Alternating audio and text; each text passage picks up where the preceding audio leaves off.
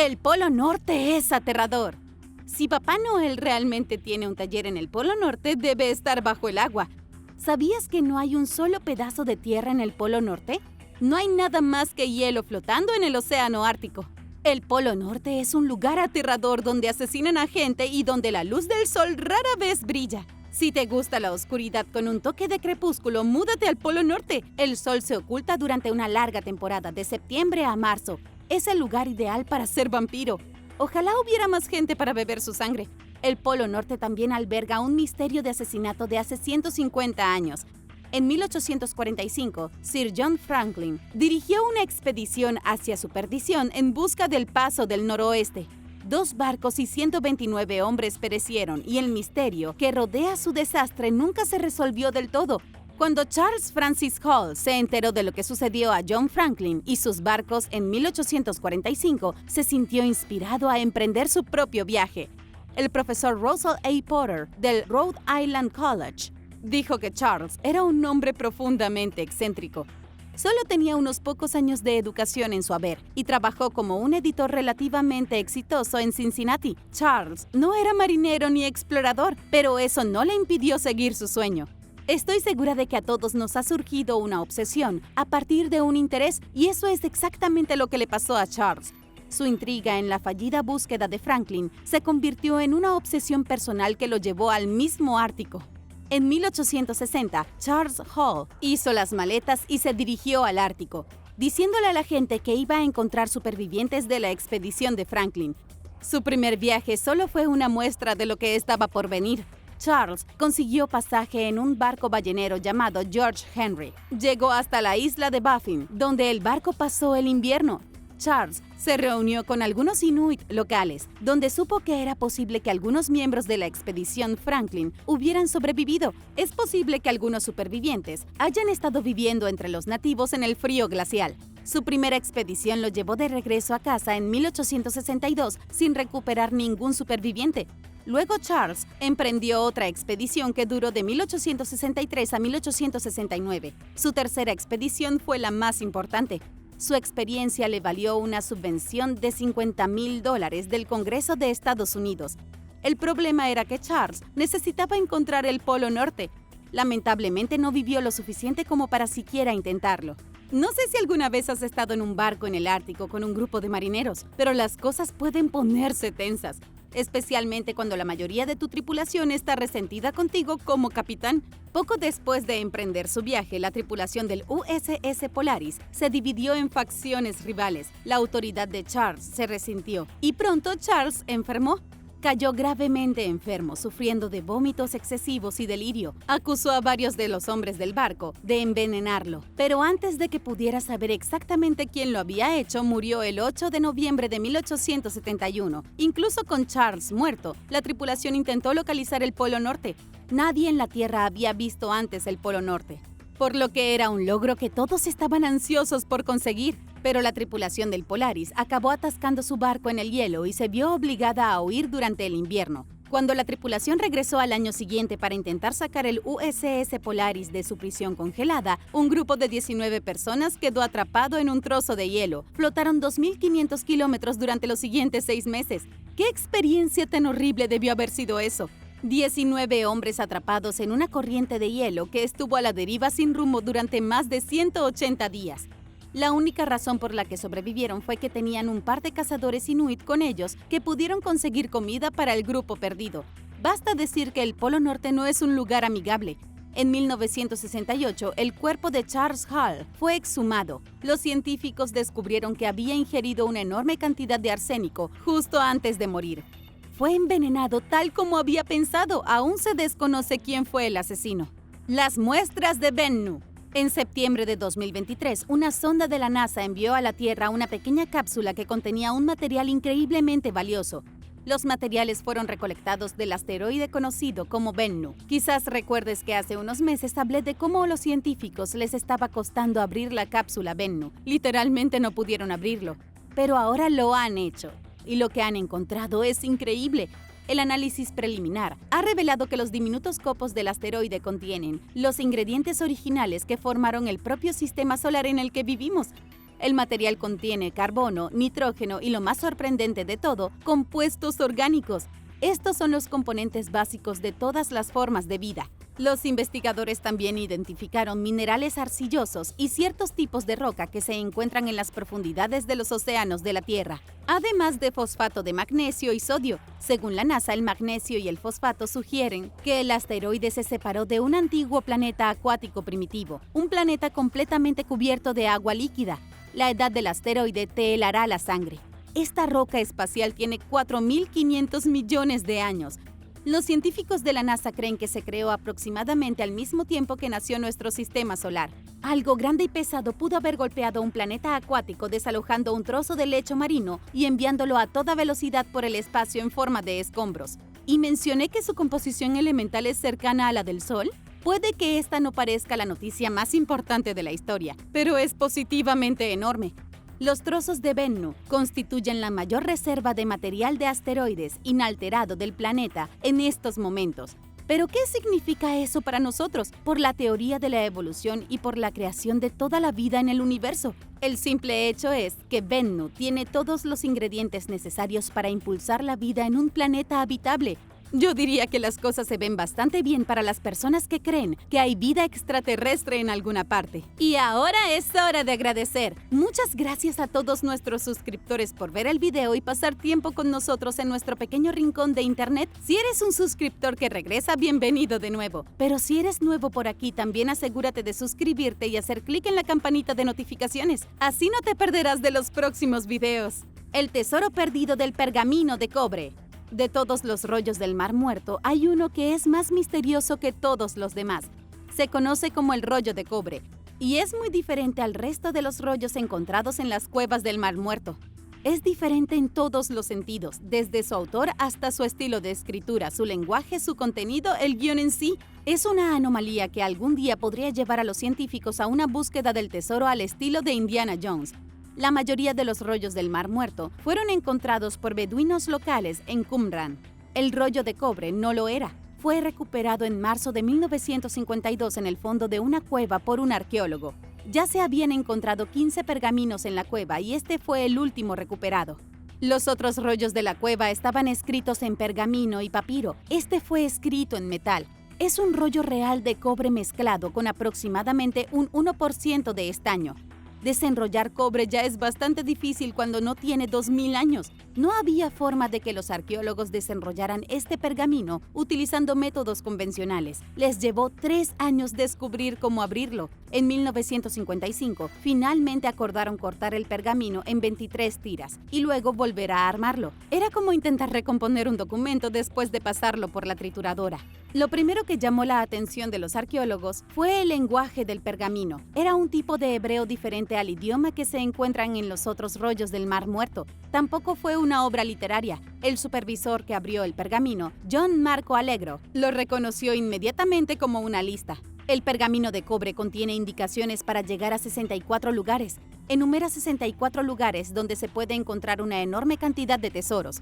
Oro y plata en toneladas, más de $1.000 millones en riquezas esparcidas en... ¿dónde? Nadie ha podido jamás entender las instrucciones del pergamino. Déjame darte algunas de las instrucciones para que puedas entender lo confusas que son las instrucciones del pergamino. Pero si entiendes las instrucciones y encuentras algunas toneladas de oro, cuéntanos. El rollo de cobre afirma que un tesoro yace debajo de las escaleras en el pozo de sal. Otro pasaje dice, 65 lingotes de oro se encuentran en la tercera terraza de la cueva de la antigua casa de las lavadoras. Bastante vago, ¿cierto? ¿Ves a lo que me refiero?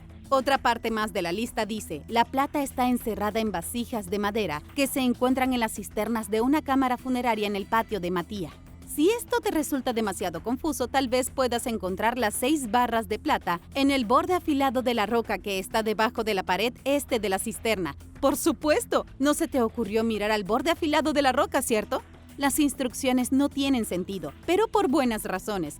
Es probable que los lugares enumerados no hayan existido durante siglos. ¿Y quién es Matía y dónde está su patio? El rollo data aproximadamente del año 25 después de Cristo, aproximadamente el mismo tiempo en que nació Jesús. El panorama ha cambiado mucho desde entonces. Los eruditos creen que el pergamino enumera un tesoro del templo judío en Jerusalén. Es posible que los funcionarios judíos en el templo hayan movido toneladas de oro y plata antes de que llegaran los romanos para robarlo todo. Quiero decir, si yo supiera que vienen los romanos, también escondería mi tesoro. En 1962, John Allegro dirigió una búsqueda del tesoro en busca del oro y la plata perdidos. Su equipo excavó algunos lugares de enterramiento donde esperaban encontrar lingotes de oro macizo, pero no encontraron nada, ni siquiera una pizca de oro. A pesar de que la información sobre el pergamino de cobre está a disposición del público y lo ha estado durante décadas, nadie ha encontrado nada todavía, y se lo están guardando para ellos mismos. El Códice Imposible. El legendario Códice Rohonk tiene 448 páginas de texto imposible, las palabras escritas en un idioma desconocido y las imágenes francamente confusas. Tratar de entender lo que dice este libro es como mirar directamente a una luz estroboscópica. Simplemente no llegarás a ninguna parte y tu cerebro podría explotar. El libro fue descubierto en el interior de la Academia de Ciencias de Hungría en el siglo XIX. Es un poco extraño porque la mayoría de los libros antiguos se encuentran en cuevas y tumbas, pero este ya estaba en una biblioteca. Cuando los investigadores se dieron cuenta de que se trataba de un códice indescifrable, comenzaron a revisar los registros. Fue entonces cuando encontraron una pista sobre el origen del libro. Fue donado a la Academia en el año 1835. El donante era un conde rico llamado Gustav Baziani. El libro procede de su finca en la ciudad húngara de Rohonk. Nadie se dio cuenta en la década de 1830 porque el conde había donado junto con él otros 30.000 libros. El códice procede de un pueblo tan antiguo que ya ni siquiera existe. Desde entonces, la ciudad de Rohonk cambió su nombre a Reschnitz y actualmente se encuentra dentro de las fronteras de Austria. A la gente le gusta descartar el códice de Rohonk como un engaño, pero si es cierto, entonces no fue un engaño muy bien organizado. El códice pasó desapercibido durante años, lo que sugiere que fue un error honesto que se incluyera en los libros donados. ¿Pero qué hay exactamente en sus páginas? La respuesta a esa pregunta es demasiados símbolos. No tiene sentido lógico. Hay alrededor de 800 símbolos en el libro, más de 10 veces la cantidad de símbolos de cualquier alfabeto conocido. Casi ninguno de los símbolos se repite, lo que ha llevado a los expertos a creer que el códice ni siquiera está escrito en un idioma. Los símbolos podrían ser parte de un código tan desconcertante que ni siquiera las computadoras modernas pueden descifrarlo. Luego están las imágenes extrañas, las decenas de ilustraciones de escenas religiosas y militares. El libro contiene algunas imágenes que parecen cristianas, algunas que parecen musulmanas y otras que son obviamente paganas. También tiene símbolos de la esvástica, la cruz y la media luna, todos mezclados. Las 90 páginas de ilustraciones y los 800 caracteres aleatorios han hecho que el libro sea imposible de entender. A pesar de años de investigación, lo único que los científicos han aprendido es que el códice fue escrito en papel veneciano en algún momento del siglo XVI. Pero espera un segundo, porque eso no significa mucho. El códice podría haber sido copiado en el siglo XVI de un texto mucho anterior. Es algo así como que no existe una Biblia original. No hay copias en bruto de los evangelios, solo copias hechas a partir de los originales. El Códice de Rohonk podría ser una situación similar, algo copiado de un texto de miles de años de antigüedad. Este libro podría contener todo tipo de conocimientos secretos si tan solo pudiera traducirse. La momia china inmortal. La mayoría de nosotros no tendremos muy buen aspecto en 2200 años. Hagas lo que hagas, por favor no me exhumes ni me metas en un museo dentro de 2 milenios. Pero hay una mujer que luce sorprendentemente bien, a pesar de haber muerto 200 años antes de Cristo. Cuando los arqueólogos encontraron a su momia, se sorprendieron. Fue como encontrar a la Bella Durmiente. Ella es la momia china inmortal, conocida como Xin Chui o Lady Dai. Fue miembro de la nobleza china durante el comienzo de la dinastía Han, alrededor del año 206 a.C. Todos estos años después y todavía tiene la cabeza llena de cabello. Su cabello es suave, no áspero como en la mayoría de las momias. Sus ligamentos todavía se doblan, lo que la convierte en la mujer vivaz más vieja del planeta. Se le considera la momia humana mejor conservada del mundo. Y fue encontrada por accidente. Los trabajadores que cavaban un refugio antiaéreo en 1971 tropezaron inesperadamente con su tumba. Su cripta contenía más de 1000 artefactos, incluidas cosas que podría haber querido en el más allá. Los arqueólogos encontraron maquillaje, artículos de tocador y 162 figuras de madera tallada. Las figuras eran representaciones de su personal, que tal vez esperaba que apareciera en el más allá para cumplir sus órdenes. Aunque Lady Di tiene buen aspecto para su edad, sobre todo en comparación con la mayoría de las momias, no creo que tendría mucho éxito en una aplicación de citas en línea. Mira su cara y cuéntame lo que piensas. Claro, todavía tiene su piel, su nariz, sus orejas y una hermosa cabellera, pero ¿es ese el rostro de una mujer que llevarías al cine el sábado por la noche? Si no, ¿qué pasa con esto? Así es como se veía Shin Chui antes de su muerte. Es una recreación, pero los científicos creen que es muy precisa. Ahora se parece un poco más a la Bella Durmiente. Lady Di supuestamente se parecía mucho más a su recreación cuando fue exhumada inicialmente de su tumba, pero en el momento en el que el oxígeno tocó su cuerpo, comenzó a deteriorarse. Eso fue lo que resultó en que su cara se hinchara dándole una vibra más zombie. Aún así, los expertos están luchando por comprender cómo Lady Di logró lo que todo embalsamador del antiguo Egipto se esforzó con tanto ahínco. Después de su hallazgo, los científicos realizaron una autopsia. Confirmaron que murió en el año 163 a.C. Sin embargo, también descubrieron que su cuerpo tenía exactamente la misma forma que el de alguien que había muerto recientemente. Los científicos médicos pudieron identificar su sangre como tipo A. También encontraron coágulos en su sangre, lo que demuestra que murió de un ataque cardíaco. Tenía cálculos biliares, colesterol alto y enfermedad hepática. Dentro de su estómago habían 138 semillas de melón sin digerir. Probablemente comió un montón de semillas de melón solo unos minutos antes de que sufriera el ataque cardíaco. ¿Pero qué pasa con la preservación? La mejor suposición que tienen los arqueólogos es que la tumba hermética en la que fue sellada funcionaba como una bolsa con cierre hermético, o más exactamente como un montón de contenedores con cierre hermético. Shin Chui fue colocada dentro de un pequeño ataúd de caja de pino, luego su ataúd fue colocado dentro de una caja de pino un poco más grande, seguido de uno un poco más grande y luego uno aún más grande. Era como una matrioska dentro de 4 ataúdes. Shin Chui también estaba envuelta en 20 capas de seda y su cuerpo suspendido en 21 galones de un líquido desconocido. No sé quién envolvió a Lady Di, pero fue un trabajo muy bien hecho. Creo que existe cierta empresa que podría aprender un par de cosas sobre el embalaje seguro.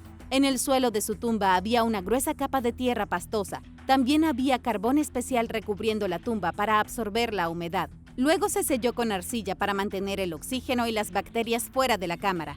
Quienquiera que enterró a esta mujer sabía exactamente lo que estaba haciendo para mantener su cuerpo perfecto. ¿Pero cómo? ¿Y qué pasa con el misterioso líquido en su ataúd?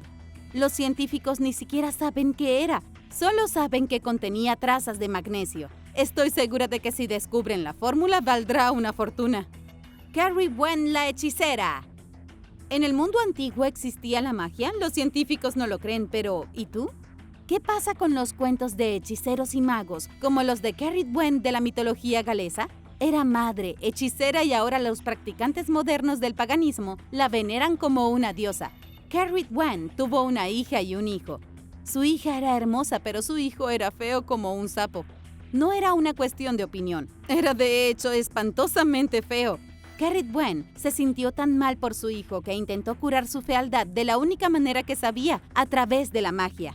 En su caldero preparó un brebaje especial que haría a su hijo guapo, en lugar de parecer como si lo hubieran golpeado con un palo. Era una poción muy complicada de hacer y que requería un año completo de cocción. ¿Quién tiene tiempo para revolver una olla durante un año? Carrie Wen contrató a un joven llamado Gion para que lo revolviera la poción hirviendo cuando ella no estaba presente. Pero un día tomó un sorbo de la poción dejándola inútil. Carrie Wen estaba tan enojada que lo convirtió en un trozo de maíz y su hijo siguió siendo feo por el resto de su vida. Es una historia extraña, pero también tiene 2000 años más o menos. Algunos historiadores creen que el antiguo mito de Carrie Wen influyó mucho en las historias posteriores del rey Arturo y el Santo Grial. Ella era la maga de Gales, incluso antes de que Merlín entrara en escena. ¿Pero ella existió? ¿Y los antiguos podían realmente inventar hechizos con la misma facilidad con la que se prepara un guiso? Déjame saber tu opinión en los comentarios. La impactante verdad de Pumapunku. Pumapunku es uno de los sitios arqueológicos más misteriosos de Sudamérica. La mampostería aquí desafía toda explicación lógica. Nadie puede determinar si los antiguos usaban láseres, formas concretas o alguna otra tecnología sofisticada que no deberían haber tenido en primer lugar. Pumapunku no es una ruina cualquiera, son los restos fragmentados de un enorme lugar sagrado en Bolivia. Son enormes bloques de piedra que se encuentran dispersos en una meseta desértica en las montañas de los Andes, a más de 3.600 metros sobre el nivel del mar. Pumapunku se encuentra dentro de los límites de la antigua ciudad de Tiwanaku. Fue en este lugar donde los incas creían que se creó el mundo. Al mirar Pumapunku hoy, es difícil encontrarle sentido a lo que estás viendo. Hay bloques gigantes cuadrados, rectangulares y en forma de H por todas partes, como si alguien hubiera destrozado un enorme castillo de Lego. Todos estos bloques de construcción de piedra son extraños porque no parece que alguna vez hayan sido parte de nada. No hay estructuras, pirámides o torres enormes en Pumapunku, aunque hay algunas paredes y puertas. Sin embargo, sobre todo se trata de enormes bloques de piedra que yacen al azar en el suelo. Las personas que construyeron Pumapunku son más que un poco misteriosas. No dejaron ningún rastro escrito de ellos mismos. De hecho, no tienen ningún lenguaje escrito que los científicos hayan descubierto jamás. La evidencia arqueológica apunta a una civilización que surgió en Tiwanaku alrededor del año 400 a.C., pero les llevó unos 900 años desarrollar una tecnología sofisticada. Cuando la cultura alcanzó su apogeo en el año 400 después de Cristo, había aproximadamente 400.000 personas viviendo en el área alrededor de Tiwanaku. Su centro político y religioso estaba en Pumapunku, pero también habían granjas, centros comerciales y zonas residenciales. El surgimiento de la civilización en las montañas de Bolivia es una historia tan antigua como el tiempo. Como tantas otras culturas antiguas, los pueblos de Tiwanaku y Pumapunku desaparecieron en un abrir y cerrar de ojos. Alrededor del año 1000, décadas de sequía provocaron el abandono de toda la ciudad. La cultura se disolvió cuando su gente huyó a las montañas. 500 años después aparecieron los incas. Para entonces, Pumapunku ya estaba en ruinas. Los incas llegaron y encontraron hileras de enormes bloques en forma de H que bordeaban las calles vacías de Pumapunku, como si esperaran ser incorporados a un nuevo proyecto de construcción. Los bloques en forma de H todavía están ahí. Lo que realmente sorprende es que los bloques parecen salidos de una línea de montaje. Parece como si los hubieran dejado un camión en una obra de construcción. Cada bloque es casi idéntico, algo que sugiere prefabricación. Y eso no es todo, las piedras parecen haber sido talladas con láser. Los ángulos de 90 grados son perfectos y los contornos increíblemente suaves. Las piedras aquí fueron cortadas con tanta precisión que muchos creen que se debe haber utilizado tecnología avanzada. Existe una posibilidad real de que ni siquiera sean bloques de piedra. Los expertos han sugerido que los bloques de Pumapunku son formas concretas. Incluso hay evidencia de que las piedras estaban unidas con sujetadores de cobre, algo tremendamente sofisticado para una civilización tan antigua. El hombre tan viejo como el carbón. En la década de 1980, un hombre llamado Ed Conrad comenzó a cavar en un yacimiento de carbón en Pensilvania. Lo que encontró cambiaría su percepción de la humanidad por el resto de su vida. Durante los siguientes 20 años, Ed dedicaría cada aliento a intentar convencer al mundo que les estaban mintiendo. Lo que Ed Conrad encontró en ese lecho de carbón fue una colección de huesos humanos. Uno de esos huesos se exhibe actualmente en la Sociedad Histórica de Greater Hazelton. Según el museo, son el único establecimiento en el mundo que posee un hueso petrificado que fue encontrado entre vetas de carbón. Si lo que Ed descubrió realmente fue el esqueleto de un humano, el mundo debería estar enloqueciendo ahora mismo. La veta de carbón tenía alrededor de 300 millones de años.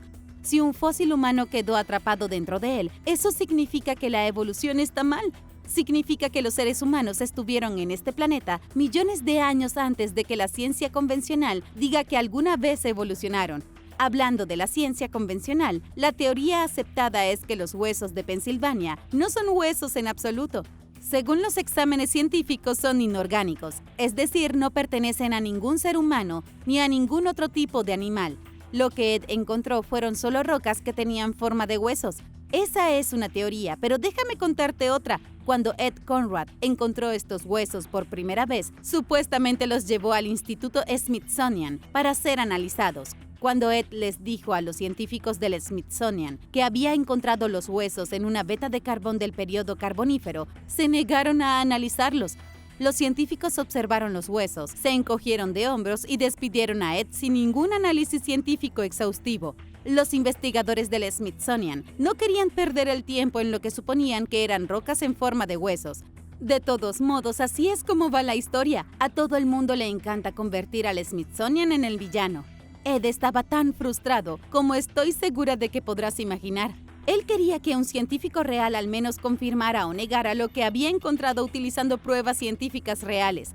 Para empezar, ¿no deberían no haber dicho nada y luego hacer los análisis, cierto? Entonces Ed fue en busca de científicos dispuestos a ayudarlo. Encontró un investigador independiente que sometió los huesos a un gran aumento. Efectivamente, el investigador identificó lo que se conoce como canales de Havers, características muy específicas que se encuentran en todo material óseo, incluso en los huesos fosilizados. ¿Qué teoría crees? ¿Ed realmente encontró pruebas de que existió una civilización humana antes de que los dinosaurios se extinguieran? Déjame saber tu opinión en los comentarios. Las mujeres guerreras del antiguo Egipto. Durante 3000 años, las mujeres que vivían a lo largo de las orillas del Nilo en el antiguo Egipto disfrutaron de una igualdad que incluso para los estándares modernos es impresionante. La igualdad sexual en el antiguo Egipto era una idea tan extraña que los arqueólogos solían descartarla como una fantasía.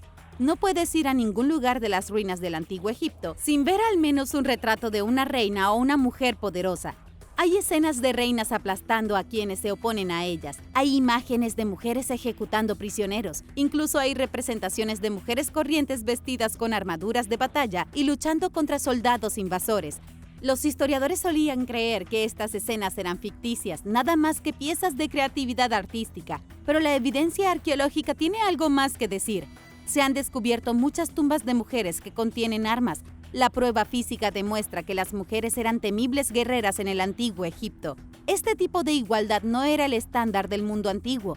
Incluso los vecinos de Egipto quedaron impactados por el nivel de libertad que experimentaban las mujeres. Cuando algunos eruditos antiguos visitaron Egipto, descubrieron desconcertados cómo las mujeres podían asistir a los mercados y participar en el comercio, y mientras tanto los hombres se quedaban en casa tejiendo. Heródoto, el legendario historiador griego, escribió una vez que los egipcios revirtieron las prácticas ordinarias de la humanidad. El misterio que los arqueólogos quieren resolver es por qué los egipcios eran tan liberales en lo que respecta a los derechos humanos. ¿Por qué esta sociedad trataba a los humanos por igual mientras que otras no? Las mujeres estuvieron junto a los hombres en todos los niveles de la sociedad. No solo fueron reinas y guerreras. Hay documentos que demuestran que las mujeres podían capitanear barcos de carga. Las mujeres incluso tenían independencia financiera. Hay contratos supervivientes que muestran que las mujeres recibieron exactamente las mismas raciones salariales que los hombres por realizar el mismo trabajo. No había diferencia salarial entre los sexos, y esto fue hace más de 3000 años. La sociedad moderna aún no ha alcanzado a los antiguos egipcios. El misterio podría resolverse observando la religión egipcia precristiana. Los egipcios tenían que ver con la dualidad y creían que el universo solo podía existir en perfecto equilibrio, y para tener equilibrio se necesitaban hombres y mujeres al mismo nivel. Una de las deidades más populares era la diosa Maat, símbolo de la armonía cósmica. Se creía que los faraones estaban haciendo cumplir las reglas de Maat, lo que significaba que cada rey y reina no era más que un súbdito mortal de la diosa suprema. Nuestros antepasados humanos sin pelo. Cuando piensas en los antiguos ancestros humanos, ¿qué es lo primero que se te viene a la mente? ¿Es una criatura tipo primate con pelaje marrón rojizo y un rostro que solo una madre podría amar? Tal vez así, la imagen de Dave Isel Stryker. ¿O te imaginas una criatura completamente sin pelo que parezca una mezcla entre un mono y una rata topo? Quizás te sorprenda descubrir que nuestros antiguos ancestros humanos se parecían más a ratas topos desnudas que a monos peludos. Un nuevo descubrimiento está cambiando la forma en que el mundo ve a quienes nos precedieron. Hace 50 años, los científicos hicieron uno de los descubrimientos más importantes de la historia científica. Se encontraron huesos de un Australopithecus afarensis que datan de hace 3.2 millones de años en Etiopía. Los científicos la llamaron Lucy por la famosa canción de los Beatles. Desde su descubrimiento, los científicos han creado representaciones de Lucy con pelaje marrón rojizo, inteligentes ojos marrones y piel negra como la tiza. La mayor parte de lo que han dicho es correcto, pero no la parte del pelaje. Los avances tecnológicos en el análisis genético han demostrado que Lucy paseaba desnuda. No era lo que se dice una mojigata prehistórica. ¿Quién es Lucy de todos modos? Los científicos solo tienen alrededor del 40% de su esqueleto. Aún así, saben que caminaba erguida de manera similar a los humanos modernos. También tenía un cráneo muy pequeño, lo que sugiere que su cerebro no era muy grande. Lucy ha demostrado que los humanos evolucionaron para caminar erguidos antes de desarrollar cerebros grandes. En 2016, los científicos descubrieron que Lucy también vivía en los árboles. Aunque podía caminar, prefería balancearse en las ramas. Ahora los científicos han descubierto que estaba desnuda, pero no solo fue Lucy, fueron todos nuestros antepasados. Los antiguos homínidos emparentados con el Homo sapiens perdieron el pelaje corporal hace unos 3 millones de años, probablemente debido a numerosos factores, cosas como piojos, parásitos y termorregulación. O en términos sencillos, hacía calor y habían demasiados bichos. Los humanos no empezaron a usar ropa hasta hace unos 170.000 años. Eso significa que durante 2.5 millones de años, nuestros antepasados estuvieron desnudos, como el día en que nacieron. Esto tal vez dé un poco de miedo. ¿Eso debe haber sido extremadamente incómodo? De ahora en adelante, cuando veas imágenes de criaturas como Lucy y parezcan simios peludos, sabrás que esas imágenes están equivocadas. Lucy y otros de su especie tenían la piel suave como nosotros. ¿Crees que la composición química de Ben-Nuc prueba que la vida podría comenzar en cualquier planeta bajo las circunstancias adecuadas? Déjame saber tu opinión en los comentarios. Y muchas gracias por mirar. Recuerda suscribirte y regresa pronto para ver más videos sobre la historia antigua y los misterios de la vida.